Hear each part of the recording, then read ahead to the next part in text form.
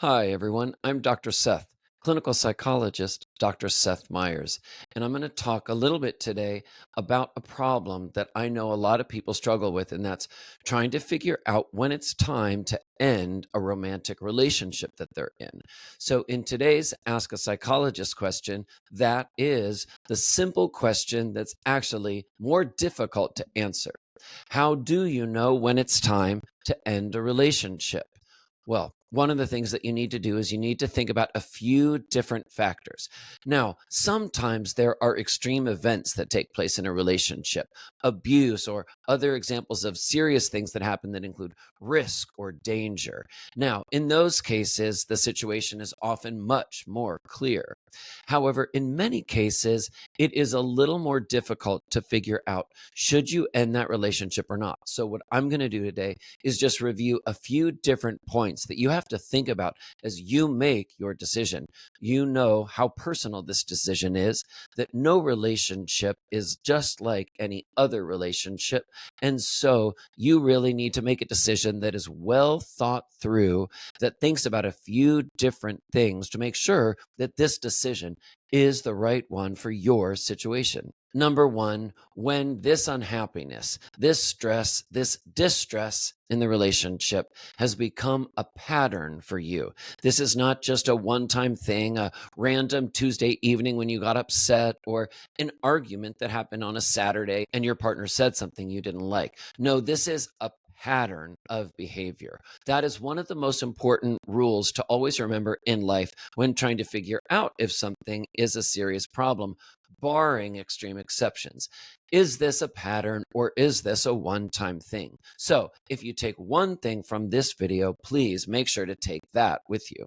Number two, when you have tried different things to try to solve the relationship problems, and yet it hasn't changed. The relationship is still causing you to feel unhappy, maybe depressed, angry, resentful, any number of negative feelings, again, as a pattern. So you have tried different things. You have maybe tried to listen more. You have maybe tried to be more patient. And sometimes when you haven't gotten along, you've tried to walk away. Maybe you've called a friend and asked for help.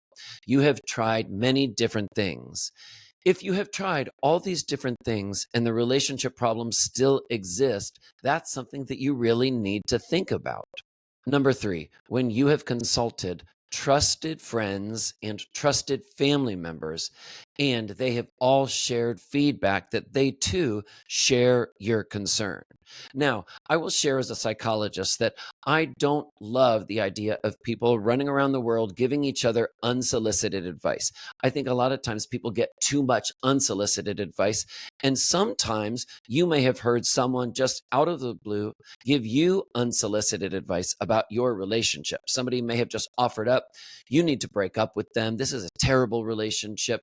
And sometimes that may be correct. And sometimes they may have the best intentions. They may really have care for you at the front of their mind. But what I'm talking about is when you have had the chance not to receive unsolicited advice about your relationship from others, but when you have gone to others and asked for advice, people that you really trust, and not just people that you like or are close to, but those especially who you believe have a good head on their shoulders, are well balanced, are not too emotionally reactive. These are people that you believe make good decisions, thought through decisions. Well, if you have consulted trusted family members and friends, and they have shared with you that they too have this concern, that they might feel that this is not the relationship for you either, that is information that you really need to think about. And finally, number four, and this is one that I can share with you as a psychologist who has worked for over 20 years in the field. This is the one that people forget about so easily. And that is when you can feel it in your body. When the stress and distress and unhappiness in this relationship has gotten to the point where you can actually feel it in your body. You may see it show up in your eating behavior. Maybe you're eating too much. You're not eating enough. Maybe it's sleeping. You are sleeping way too much, or you can't let yourself relax enough to fall asleep. There are other ways that you may feel it in your body. You may feel a generalized anxiety. You may feel nervous. You may feel quick to snap or be irritable in terms of your mood. But the point is, you can feel it in your body. Now, we know our bodies better than anyone else can because we live inside our bodies. And I want to share that there's a great resource that you can turn to better understand what I mean when I say you can feel it in your body. There is a giant in the field in this area. And when I say giant, I mean giant, giant, giant, giant, giant. And that is Dr. Bessel van der Kolk.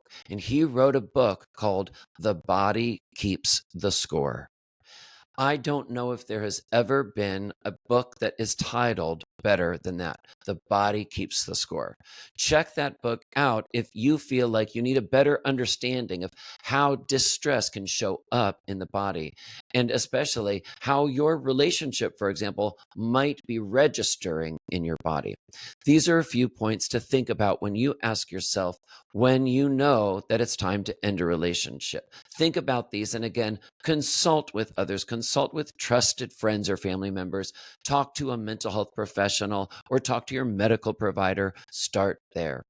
I hope this video has been helpful for you all. You can also check out my podcast, Insight with Dr. Seth, where we do interviews with experts in all types of fields to help us understand ourselves and each other better.